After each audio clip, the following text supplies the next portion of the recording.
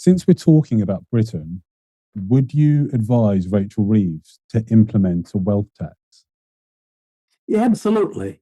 Absolutely, of course. For the United States, it imposed the income tax in 1913. It was very high. You didn't have to begin to pay the tax until you reached a certain income level, and the income level that you began to be taxed by was so high that only 2% of the American population had to file an income tax return. That's wonderful. I mean, in Britain today, it would be certainly the top 20%, I'd say, would be taxed. The bottom 80% of Britain should not pay an income tax. There's no way that your labor force can pay an income tax and also pay their rents and the cost of their hitherto public services that have been privatized. Something has to give. Because, yeah, I guess the counter argument to that is, you're scaring away all the wealth, and we need more ingenuity and innovation, and that's something that the UK and many other European countries lack. And I think Europe does look to America and admirably, because their tech sector is thriving, they have better productivity numbers. So the argument here is that this wealth tax. Are we sure we want to do this? This will be the end of the Labour government. No one will vote for them again.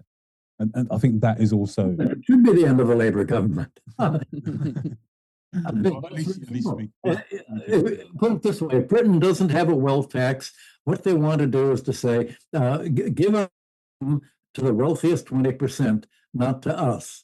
If the voters vote that we don't want the income, give it to our betters. That's the English thing to do. Well, who am I to interfere with them committing suicide? Yeah. Are you familiar with Gary's Economics, this ex-banker in London who is now advocating for a wealth tax?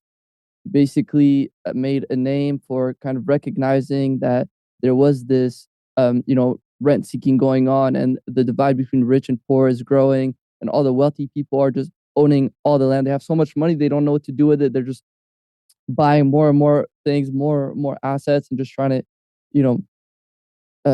the economy is just becoming more divided. And you were talking about we need a political revolution in order to implement this.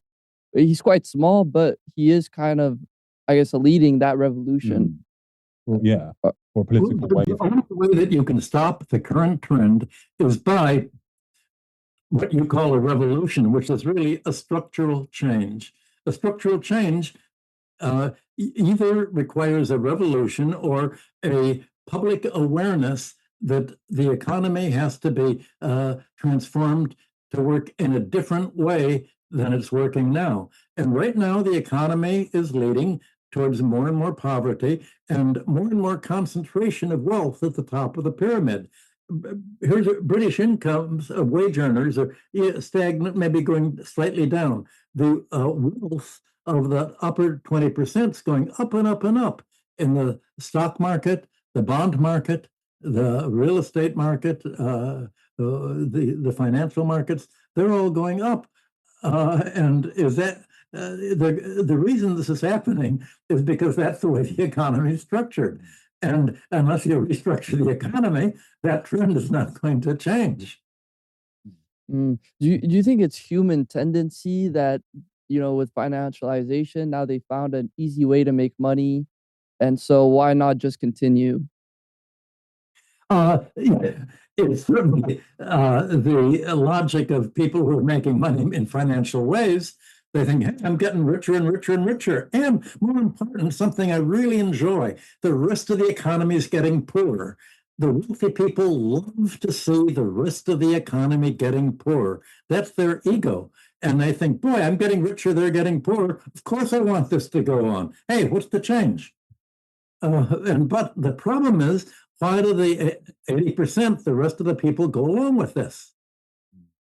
Yeah, I guess it is an education problem. Like, not many people are even aware that this is going on, and I think even our generation now, we're brought up in this world where we don't know the world before financialization. Like this is what we think normal is, right? The banks, Visa, all these things, like that's just how it is. So I guess it is an education. You put your finger on it. There's a sort of this idea of social Darwinism is all of history has been moving forward through the survival of the fittest to get to today's optimum position. We're the peak of history. We're towards it's all been moving to today's position where the wealthiest 20% get all the wealth, 10% get all the wealth, and the 1% get most of that wealth of the 20%. The 1%, that's where history's been moving towards, thanks to our wonderful management and our way of doing things.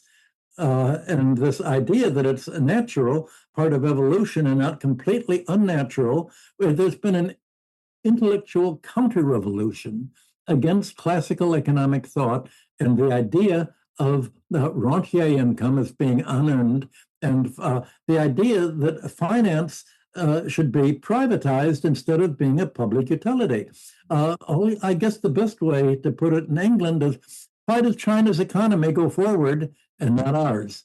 Well, when China had a revolution, the financial class and landowning class all fled to Taiwan, and there wasn't any financial class. So China had to do what the American colonies did before the revolution. They printed their own money, and they just printed. You don't need, government doesn't need a wealthy financial class to lend it money to operate. It can print the money. That's what America did in the Civil War with the greenbacks. That's what every European government, including Britain, did in World War I. Everyone said World War I was going to end in 6 months, because the governments would run out of money. They all began printing the money.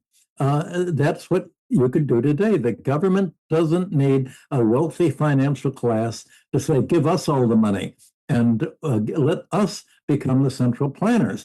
Britain has become a centrally planned economy, but the central planning has been taken out of the hands of the government, out of the hands of Parliament, and turned over to the banks.